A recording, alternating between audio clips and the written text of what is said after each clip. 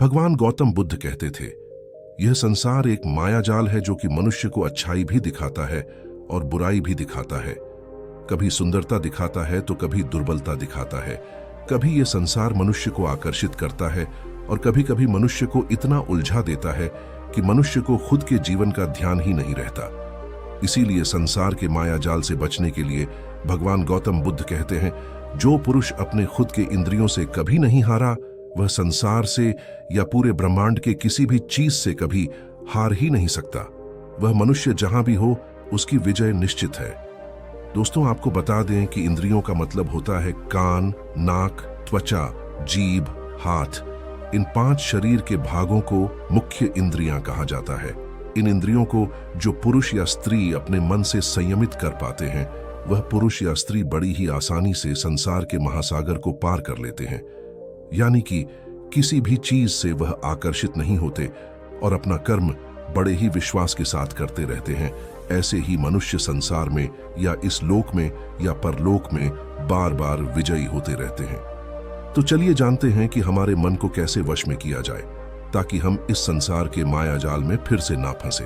भगवान गौतम बुद्ध कहते हैं, मन को वश में करने के लिए सबसे पहले आपको यह जानना होगा कि आपके शरीर से श्रेष्ठ आपकी इंद्रियां होती है।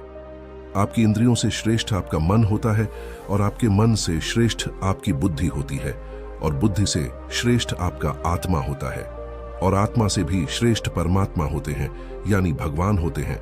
तो अगर आपके मन को वश में करना है तो सबसे पहले आपकी बुद्धि में यह विचार करें कि मैं आज से बुरे कामों के बारे में सोचूंगा भी नहीं और मेरे अच्छे काम विश्वास से करता रहूंगा।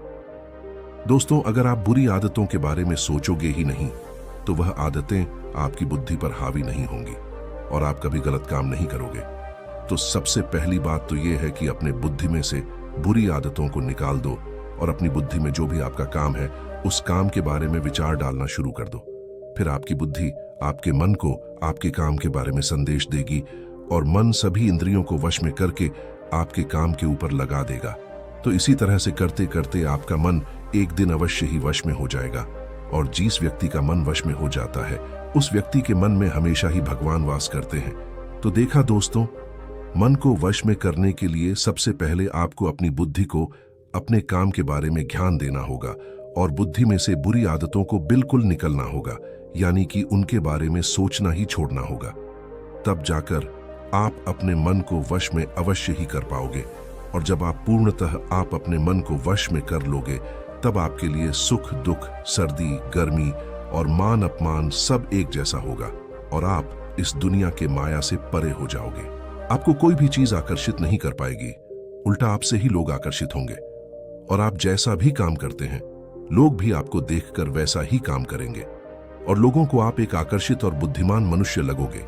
इसीलिए हमारे भागवत गीता में भगवान कृष्ण ने यह कहा है कि मन का सारा खेल है, मन के हारे हार है और मन के जीते जीत है। ऐसा ही हमारे भगवान बुद्ध ने और ना जाने कितने सफल लोगों ने कहा है।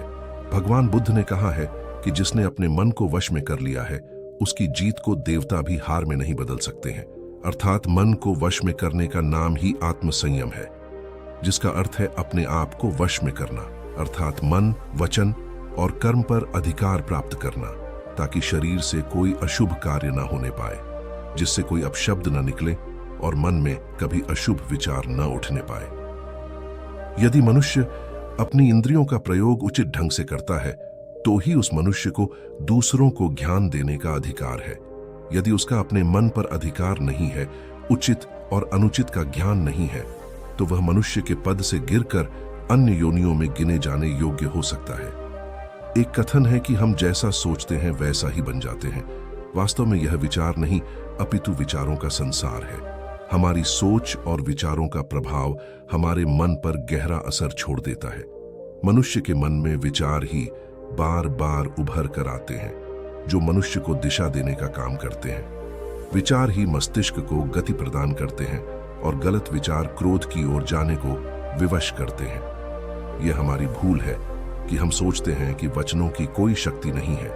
संसार में जो भी हुआ, जो भी हो रहा है और जो भी होगा सब हमारे कर्म के प्रभाव से हुआ है और जो हो सकता है और आगे जो होगा वह कर्म की शक्ति से होता है, वह विचारों की शक्ति होती है। यदि हमारे अंदर आत्मसंयम नहीं है तो आत्मिकता का धन हमारे हाथ नहीं आ सकता है। हम इंद्रियों के जाल में फंसाकर पहले तो निर्मल होंगे, फिर अपमानित होते हुए पहले अपना अनिष्ट करेंगे और फिर किसी और का करेंगे। यह सच है कि जो लोग दूसरों के लिए सोचते हैं उनका मन विश्वासपूर्ण विचारों का स्रोत है। इसलिए यदि बुराई से बचना हो तो अपनी दिशा को भलाई की ओर मोड़ देना चाहिए।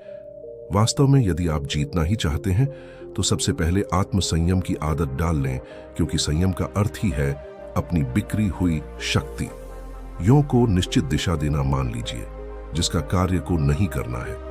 और जब उसे ही करने के लिए मन आकर्षित करता है तो आप उसे प्रयासपूर्वक रोकने के लिए मन बना लें। उसे ही आत्मसंयम कहते हैं।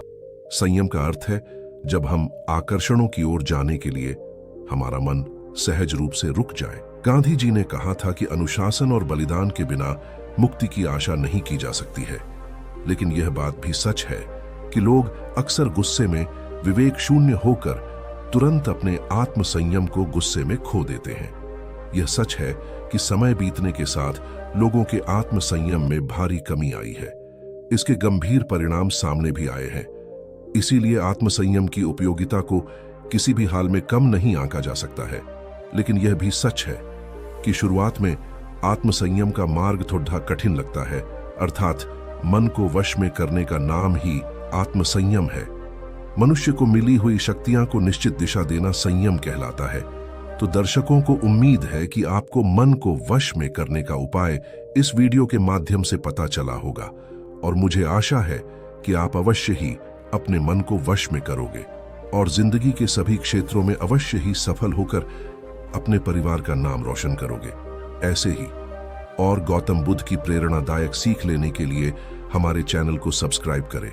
और ये वीडियो आपको पसंद आया हो तो इस वीडियो को अपने दोस्तों को शेयर करना ना भूलें।